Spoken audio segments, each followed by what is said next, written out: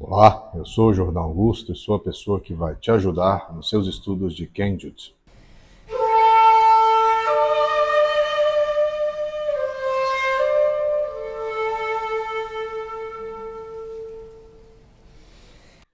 No dia de hoje nós falaremos sobre dois temas muito importantes, dentro de duas posturas muito utilizadas dentro do Kenjutsu.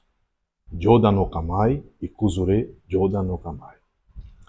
Para que serve Kuzure Jodan no Kamae? Muito bem. Ao longo da minha trajetória, eu tive a oportunidade de conversar com muitos professores, perguntar, questionar, duvidar, lembrando que você questionar não significa denegrir e duvidar não significa colocar o outro em uma posição de incomodidade, muito pelo contrário. A ideia é sempre uma busca por outro ponto de vista, tá? Então, Jodan no Kamae, postura que assumimos acima da cabeça. Você vai ver que ao longo do seu estudo nós vamos falar sobre erros, sobre por que os erros podem ser contraprodutivos e ao mesmo tempo diferenças entre uma forma e outra utilizadas dentro de um kata e outro, porque possuem significados dentro de concordâncias e estruturas que respondem a uma antropologia. Nós vamos falar então sobre Kuzure Jodan no Kamae, que é quando estamos nessa postura e assumimos uma variável dentro da circunstância da postura alta.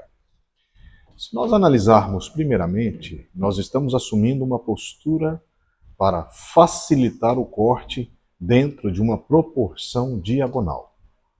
Então, independentemente do ataque que possa fazer o adversário, esta postura diagonal, onde o corte vai ser nesta direção, vai dificultar muito a aproximação do adversário e a tendência é cortar tudo aquilo que esteja entre a espada e o adversário, neste caso, considerando o corpo do adversário.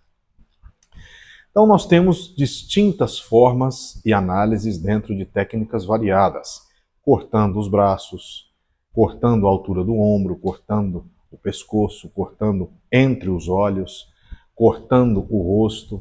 Né? Cada uma dessas formas atende a um princípio distinto que responde a uma época distinta. Cada professor viu dentro de uma oportunidade um tipo de estratégia e um tipo de condição que responderia a uma causa.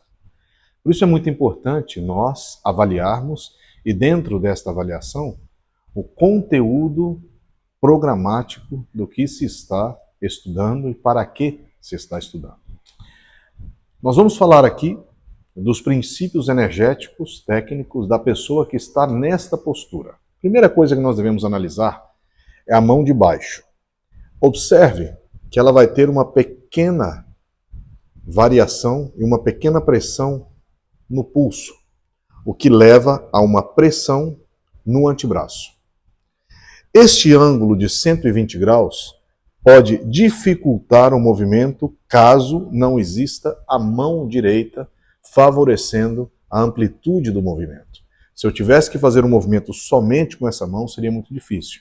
Então é muito importante que a partir dessa postura eu tenha uma força de alavanca não só na mão esquerda, mas também na mão direita. O que quer dizer isso? A mão esquerda tem que relaxar para a mão direita cortar. Se eu faço força impulsionando para frente, nós vamos ter um bloqueio dos dois movimentos, tanto da mão direita como da mão esquerda. Então é muito importante eu estabelecer critérios e observar. Então eu tiro essa mão e vejo, também é difícil somente com uma mão. Se nós levarmos em consideração que o peso de uma katana é 1,1 kg mais ou menos, nós vamos ter muita dificuldade em cortar aqui somente com uma mão. Vai haver uma tensão no ombro, uma tensão na parte superior do braço e naturalmente ou facilmente, partindo desta postura, o corte vai ser um pouco difícil. Se eu apoio a segunda mão, pode existir uma facilidade no momento em que o movimento é expansivo, o movimento não é contrativo, ou seja, ele não é um movimento de retração.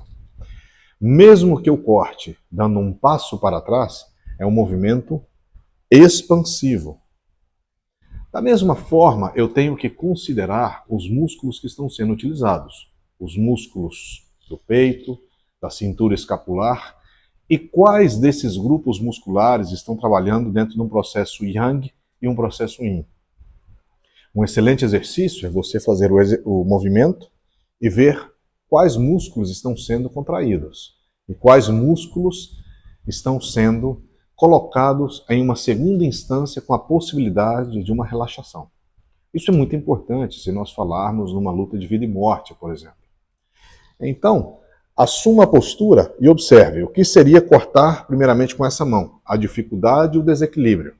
Depois, com essa mão, a dificuldade e o desequilíbrio, e a partir desse momento, as duas mãos como estabelecerão um critério de distância e de movimento partindo da fisiologia postural. Analise, primeiramente, a anatomia do corpo. Obviamente que se você está executando esse movimento de pé ou na posição ereta, as facilidades serão distintas, uma vez que você tem um apoio do trem inferior do corpo, uma vez que as pernas podem facilitar muito o equilíbrio. No caso aqui, eu estou executando o movimento sentado numa cadeira. Por quê? Porque eu quero experimentar as sensações com a ausência da parte inferior do corpo. Então, dentro de um processo de experimentação, ou seja, um processo de observação participativa, eu preciso ter as condições de observar as variáveis. Alguns professores executavam essa postura estendendo um pouco mais, o que não teve nenhum tipo de relevância para os mestres mais antigos. Contrariamente a isso, foi considerado um erro, porque a tensão na altura do ombro e dos braços não favoreceria o movimento caso esse necessitasse uma velocidade. Quando nós falamos nessa mesma técnica realizada a partir de Jodan no Kamae, nós vamos ter este movimento em variável. Então, naturalmente, essa pequena distorção do movimento inicial, ela pode facilitar o corte e a execução do movimento dentro de uma proporção adequada, realizada a partir do uso da força na mão esquerda e o direcionamento do corte na mão direita. Em ambos os movimentos, as linhas estruturais favorecerão o hara, seja na parte frontal do corpo ou na parte costal. O que significa isso? Aonde eu vou colocar a pressão no meu quadril? Se é na parte frontal ou na parte costal. Existem movimentos onde você tem que tentar colocar o umbigo nas costas. Existem outros movimentos que ele tem que ser colocado baixo, como se quisesse tocar o chão.